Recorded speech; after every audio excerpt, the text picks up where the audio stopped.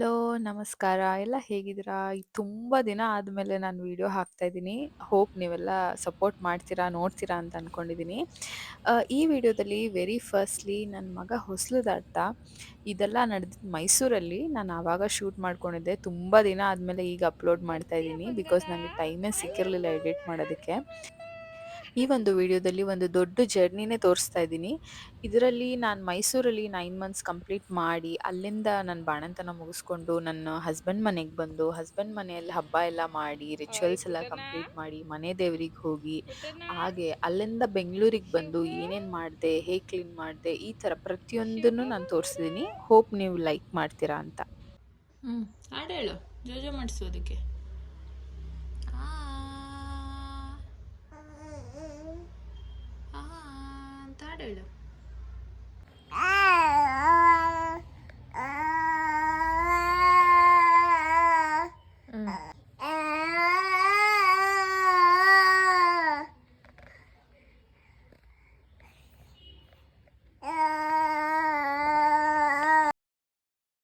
ನಮ್ಮ ಪುಟಾಣಿಗೋಸ್ಕರ ಅವನದು ಸೆರ್ಲಾಕ್ ಕೂಡ ನಾನು ರೆಡಿ ಮಾಡ್ಕೊಂಡಿದ್ದೆ. ಇದನ್ನೆಲ್ಲ ಪ್ಯಾಕ್ ಮಾಡಿಕೊಂಡು ಊರಿಗೆ ಹೋಗಕ್ಕೆ ಬೇಕಾಗುತ್ತಲ್ವಾ, ಸೊ ಒಂದೇ ಸಲ ಸ್ವಲ್ಪ ಕ್ವಾಂಟಿಟಿಯಲ್ಲಿ ಮಾಡಿಕೊಂಡು ತೊಗೊಂಡು ಹೋದೆ. ಇದರ ರೆಸಿಪಿ ನಿಮಗೇನಾದರೂ ಬೇಕಾದರೆ please do comment, I will share it. ಆದರೂ ಮಕ್ಕಳನ್ನ ಇಟ್ಕೊಂಡು ಪ್ಯಾಕಿಂಗ್ ಮಾಡೋದು ಅಥವಾ ಟ್ರಾವೆಲ್ ಮಾಡೋದು ಅಂದರೆ ಎಷ್ಟು ಕಷ್ಟ ಅನಿಸುತ್ತೆ ಅಲ್ವಾ? ನಿಮಗೂ ಹೀಗೆ ಎಕ್ಸ್ಪೀರಿಯನ್ಸ್ ಆಗಿದೆಯಾ?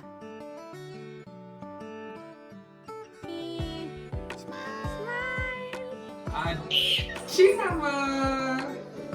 Achirama! Bakari!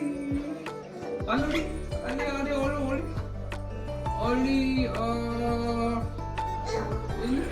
no, Sax, Atasko, Atishka!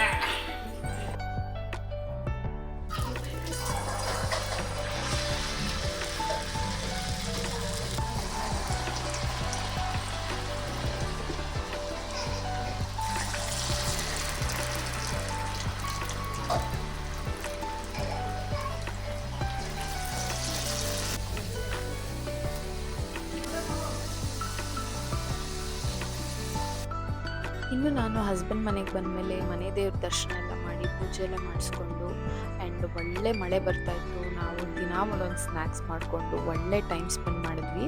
And ಇದು ಬಂದು ರಾಮನಗರದಲ್ಲಿರೋ ಚಾಮುಂಡೇಶ್ವರಿ ದೇವಸ್ಥಾನ. ಆಷಾಢ ಶುಕ್ರವಾರ ಆಗಿರೋದ್ರಿಂದ ನಾನು ನನ್ನ ಫ್ಯಾಮಿಲಿ ಎಲ್ಲ ವಿಸಿಟ್ ಮಾಡಿದ್ವಿ. ತುಂಬ ಚೆನ್ನಾಗಿತ್ತು.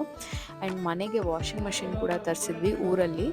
ಆ್ಯಂಡ್ ಅದು ಎಷ್ಟು ಹೆವಿ ವೆಯ್ಟ್ ಇತ್ತು ಅಂದರೆ ಎತ್ತೋದು ತುಂಬ ಕಷ್ಟ ಆಯಿತು. ನಾವು ಬೇರೆ ಫಸ್ಟ್ ಫ್ಲೋರಲ್ಲಿ ಅದನ್ನು ಸೆಟಪ್ ಮಾಡಿಸ್ಬಿಟ್ಟಿದ್ವಿ. ಸೊ ಇದನ್ನು ಮೇಲೆ ತರೋದೇ ದೊಡ್ಡ ಟಾಸ್ಕ್ ಆಗಿಬಿಟ್ಟಿತ್ತು.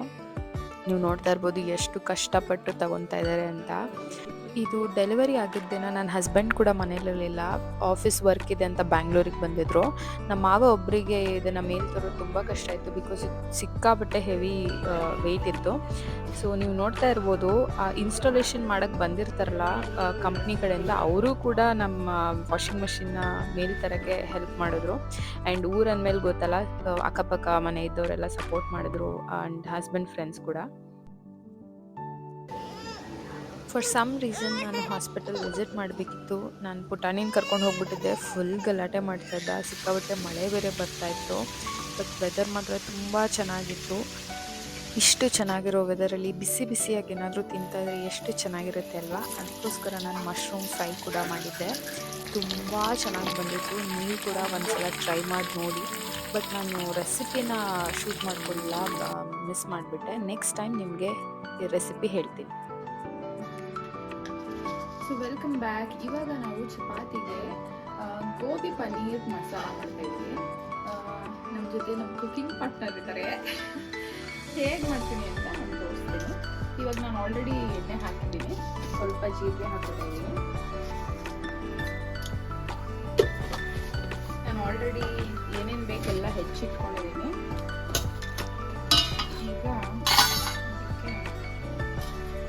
ಎರಡು ಲವಂಗ, ಜಾಸ್ತಿ ಮಸಾಲೆ ಏನಿದೆ ಅಂತ ಇಲ್ಲ, ಒಂದು ಸ್ವಲ್ಪ ಚಕ್ಕೆ,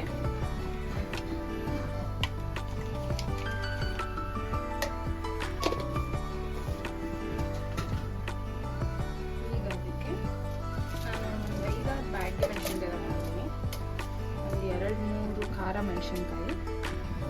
ಒಂದು ಗ್ರೀನ್ ಚಿಲ್ಲಿ, ಆಮೇಲೆ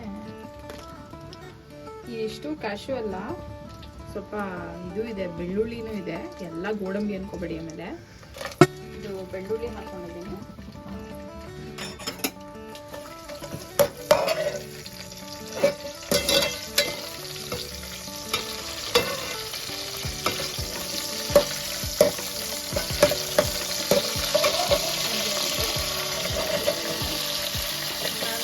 ಒಂದು 3 ಈರುಳ್ಳಿ ಹಾಕೊಂಡಿದ್ದೀನಿ, ಹಾಗೆ ಒಂದು 3 ಟೊಮೆಟೊ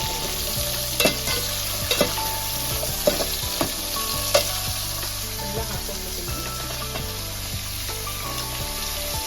ಇದನ್ನು ಚೆನ್ನಾಗಿ ಬೆಳೆಸ್ಕೊಬೇಕು, ಫಸ್ಟ್ ಫ್ರೈ ಮಾಡಿಕೊಂಡು ಆಮೇಲೆ ನೀರು ಹಾಕೋತೀನಿ.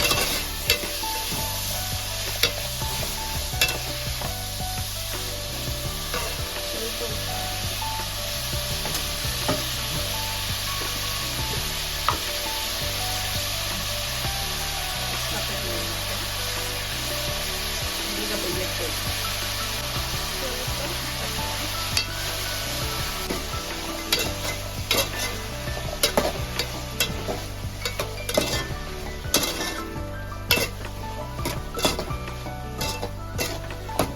ಇವಾಗ ಟೊಮೆಟೊ ಎಲ್ಲ ಬೆಂದಿದೆ. ನಾನು ಇದನ್ನ ಆರಕ್ಕೆ ಇಟ್ಕೊತೀನಿ ಒಂದು ಸೈಡಲ್ಲಿ, ಆರಿಸ್ಕೊಂಡು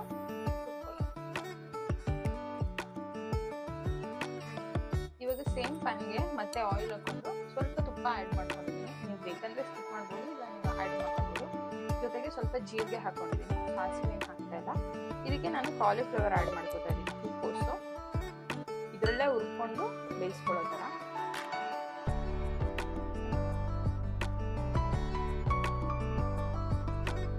ಇದನ್ನ ನಾನು ಕ್ಲೀನಾಗಿ ಹೆಚ್ಚಿ ಹೋಲ್ಡ್ ಇಟ್ಕೊಂಡು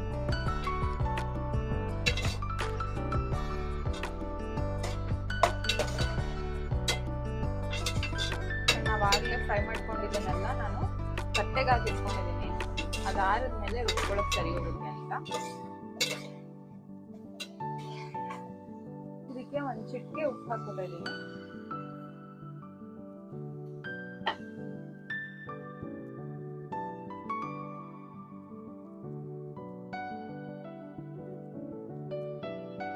ರುಬ್ಕೊಂಡಿರೋದೆಲ್ಲ ಇದಕ್ಕೆ ಹಾಕೊಂಡಿದ್ದೀನಿ. ಇನ್ನು ಲಾಸ್ಟಲ್ಲಿ ಪನ್ನೀರ್ ಆ್ಯಡ್ ಮಾಡ್ಕೋಬೇಕು. ಸ್ವಲ್ಪ ಉಪ್ಪು ಖಾರ ಸಾಕಾಗುತ್ತಾ ನೋಡಿ.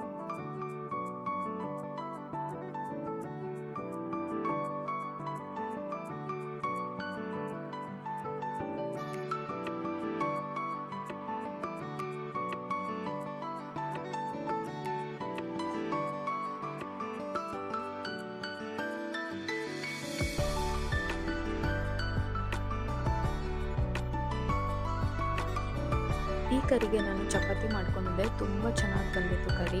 ನೀವು ಕೂಡ ಟ್ರೈ ಮಾಡಿ ನೋಡಿ.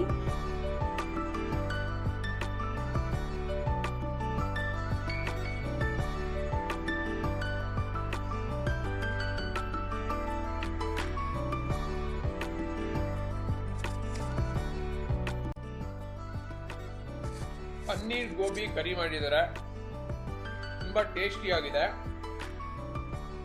ಚಪಾತಿಗಿಂತ ಏನೋ ರೋಟಿಂಗ್ ಮಾಡಿದ್ರೆ ತುಂಬಾ ಚೆನ್ನಾಗಿರುತ್ತೆ ಅಂತ ನಾನು ಗುಡ್. ಇದು ವರಮಹಾಲಕ್ಷ್ಮಿ ಹಬ್ಬದ ದಿವಸ ನಾನು ತೇಜು ಎಲ್ಲ ಸೇರಿಕೊಂಡು ಮನೆ ಹೊರಗಡೆ ರಂಗೋಲಿ ಬಿಡಿಸಿದ್ವಿ, ಕಲರ್ ಕೂಡ ಹಾಕಿದ್ವಿ. ತುಂಬ ಚೆನ್ನಾಗಿ ಬಂದಿತ್ತು, ನಿಮಗೂ ಇಷ್ಟ ಆಗಿದೆ ಅಂತ ಅಂದ್ಕೊಂಡಿದ್ದೀನಿ. ಆ್ಯಂಡ್ ನಾವು ರಾತ್ರಿಯಿಂದನೇ ದೇವ್ರನ್ನ ಅಲಂಕಾರ ಮಾಡೋದಕ್ಕೆ ರೆಡಿ ಮಾಡ್ಕೊತಾ ಇದ್ವಿ. ಬೆಳಗ್ಗೆ ಬೇಗ ಪೂಜೆ ಮಾಡ್ಬೋದು ಅನ್ನೋ ರೀಸನ್ಗೆ, ಬಿಕಾಸ್ ಪಾಪು ಎಲ್ಲ ಇರ್ತಾನೆ, ತುಂಬ ಕಷ್ಟ ಆಗೋಗುತ್ತೆ. ಆ್ಯಂಡ್ ಪ್ರತಿ ವರ್ಷ ಕೂಡ ಹಾಗೇನೆ ಬೆಳಗ್ಗೆ 6 ಗಂಟೆ ಅಷ್ಟರಲ್ಲಿ ಮನೇಲಿ ಪೂಜೆ ಮುಗ್ದೋಗ್ಬಿಟ್ಟಿರುತ್ತೆ. ವರಮಹಾಲಕ್ಷ್ಮಿ ಹಬ್ಬ ಅಂದರೆ ಯಾರಿಗಿಷ್ಟ ಇಲ್ಲ ಹೇಳಿ, ಎಲ್ಲ ಹೆಣ್ಮಕ್ಳಿಗೂ ತುಂಬ ಫೇವ್ರೇಟ್ ಹಬ್ಬ ಅಂತಲೇ ಹೇಳ್ಬೋದಲ್ವಾ. ನನಗಂತೂ ತುಂಬ ಇಷ್ಟ, ನಿಮ್ಮೆಲ್ಲರಿಗೂ ಇಷ್ಟ ಅಂತ ನಾನು ಅಂದ್ಕೊಂಡಿದ್ದೀನಿ. ನನಗೆ ಈ ಹಬ್ಬ ಎಷ್ಟು ಇಷ್ಟ ಅಂತ ಅಂದರೆ, ನಾವು ಬೆಂಗಳೂರಲ್ಲಿ ಇರೋದ್ರಿಂದ ನಾನು ಊರಲ್ಲಿ ಮಾಡಿ ಬೆಂಗಳೂರಲ್ಲಿ ಕೂಡ ಹಬ್ಬ ಮಾಡ್ತೀನಿ. ಬಟ್ ಲಾಸ್ಟ್ ಇಯರ್ ಮಿಸ್ ಮಾಡಿಕೊಂಡೆ, ಪ್ರೆಗ್ನೆಂಟ್ ಇದ್ದಿದ್ದರಿಂದ ನನಗೆ ಹಬ್ಬ ಮಾಡೋಕ್ಕಾಗಿರಲಿಲ್ಲ. ಈ ವರ್ಷ ಪಾಪು ಇದ್ರೂ ಕೂಡ ಮಾಡಿದ್ದೆ, ಬಟ್ ನನಗೆ ವೀಡಿಯೋ ಮಾಡ್ಕೊಳಕ್ಕಾಗಿರಲಿಲ್ಲ. ಬಿಕಾಸ್ ಅವನಿರ್ತಾನೆ, ಎಲ್ಲ ಎಳೆಯೋದು ಅದು ಇದು ಮಾಡ್ತಿರ್ತಾನೆ. ಸೊ ನನಗೆ ವೀಡಿಯೋ ಮಾಡ್ಕೊಳ್ಳೋಷ್ಟು ಪುರ್ಸೊತ್ತಾಗಲಿಲ್ಲ. ನೆಕ್ಸ್ಟ್ ಇಯರ್ ಖಂಡಿತ ಮಾಡ್ಕೋತೀನಿ. ಆ್ಯಂಡ್ ಈ ಥರ ತುಂಬ ಚೆನ್ನಾಗಿ ಹಬ್ಬ ಸೆಲೆಬ್ರೇಟ್ ಮಾಡ್ತೀವಿ. ನೀವು ಎಲ್ಲ ತುಂಬ ಚೆನ್ನಾಗಿ ಮಾಡಿರ್ತೀರ, ಬಿಕಾಸ್ ಈಗಾಗಲೇ ಹಬ್ಬ ಆಗಿ ತುಂಬ ದಿವಸ ಆಗಿಬಿಟ್ಟಿದೆ. ಬಟ್ ಗೋಯಿಂಗ್ ಫಾರ್ವರ್ಡ್ ನಾನು ಆದಷ್ಟು ಆ್ಯಕ್ಟಿವ್ ಆಗಿ ಬೇಗ ಬೇಗ ವೀಡಿಯೋಸ್ ಅಪ್ಲೋಡ್ ಮಾಡೋಕ್ಕೆ ತುಂಬ ಟ್ರೈ ಮಾಡ್ತೀನಿ. ನೀವು ಕೂಡ ಹೀಗೆ ಸಪೋರ್ಟ್ ಮಾಡ್ತೀರಾ ಅಂತ ನಾನು ಅಂದ್ಕೊಂಡಿದ್ದೀನಿ. ನಾವು ಹೆಣ್ಮಕ್ಳಿಗೆ ಹಬ್ಬ ಬಂದರೆ ಎಷ್ಟು ಖುಷಿ ಆಗ್ಬಿಡುತ್ತೆ ಅಲ್ವಾ. ನಮಗೆ ಗೊತ್ತಿರುತ್ತೆ ನಮಗೆ ಕೆಲಸ ಜಾಸ್ತಿ ಇರುತ್ತೆ, ಸ್ಟ್ರೆಸ್ ಆಗುತ್ತೆ, ಸಾಕಾಗುತ್ತೆ, ಇದೆಲ್ಲ ರೀಸನ್ಸ್ ನಮಗೆ ಗೊತ್ತಿದ್ರೂ ನಾವು ಹಬ್ಬ ಅಂತ ಬಂದ ತಕ್ಷಣ ಎಷ್ಟು ಖುಷಿ ಆಗ್ಬಿಡ್ತೀವಿ ಅಂದರೆ ಇದೆಲ್ಲ ನಮಗೆ ಮರ್ತೇ ಹೋಗುತ್ತೆ. ನಾವು ಹಬ್ಬ ಮಾಡಬೇಕು ಇದೇ ಇರುತ್ತೆ ಮೈಂಡಲ್ಲಲ್ವಾ. ಆ್ಯಂಡ್ ಮಕ್ಳು ಇದ್ಬಿಟ್ರೆ ಅಂತೂ ದಿನ ಅವ್ರು ನೋಡಿಕೊಂಡು ಆಡ್ಕೊಂಡು ಅವ್ರ ಜೊತೆ ಇರೋದೇ ದೊಡ್ಡ ಕೆಲಸ ಆಗೋಗಿರುತ್ತೆ. ಅದ್ರ ಮಧ್ಯೆ ಹಬ್ಬ ಅಂದರೆ ಅವ್ರು ನಮ್ಗೆ ಏನು ಮಾಡೋಕ್ಕೂ ಬಿಡೋದಿಲ್ಲ. ಅದು ಮಾಡೋದು, ಇದು ಮಾಡೋದು, ಎಳೆಯೋದು ಎಲ್ಲ ಮಾಡ್ತಾ ಇರ್ತಾರೆ. ಬಟ್ ಸ್ಟಿಲ್ ನಾವು ಹಬ್ಬ ಮಾಡೋದು ಎಷ್ಟು ಚೆನ್ನಾಗಿ ಅನಿಸುತ್ತೆ ಅಲ್ವಾ. ನನಗಂತೂ ಈ ಸಲ ಪಾಪು ಇರೋದ್ರಿಂದ ಇದೇ ಫಸ್ಟ್ ಹಬ್ಬಗಳು ನಾನೆಲ್ಲ ಸೆಲೆಬ್ರೇಟ್ ಮಾಡ್ತಾ ಇರೋದು ಅವನ ಜೊತೆ. ನನಗಂತೂ ತುಂಬ ಖುಷಿ ಆಗ್ತಾಯಿದೆ. ಅದನ್ನು ನನಗೆ ಹೇಗೆ ಎಕ್ಸ್ಪ್ರೆಸ್ ಮಾಡಬೇಕಂತನೂ ಗೊತ್ತಿಲ್ಲ. ಎಲ್ಲ ತುಂಬ ಸ್ಪೆಷಲ್ ಆಗಿಯೇ ಇತ್ತು. ಒಂಥರ ನ್ಯೂ ಮೆಂಬರ್ ಅವನು ಈಗ ಫ್ಯಾಮಿಲಿಯಲ್ಲಿ. ಒಂಥರ ಅವನಿರೋದ್ರಿಂದ ಖುಷಿನೇ ಬೇರೆ ಥರ ಇದೆ. ಎಲ್ಲ ಹಬ್ಬಗಳು ತುಂಬ ಸ್ಪೆಷಲ್ ಆಗಿದೆ. ನಿಮ್ಮ ಮನೇಲೂ ಮಕ್ಕಳಿದ್ದಾಗ ನಿಮಗೂ ಹೀಗೆ ಅನಿಸ್ತಾ ಇರುತ್ತೆ ಅಲ್ವಾ.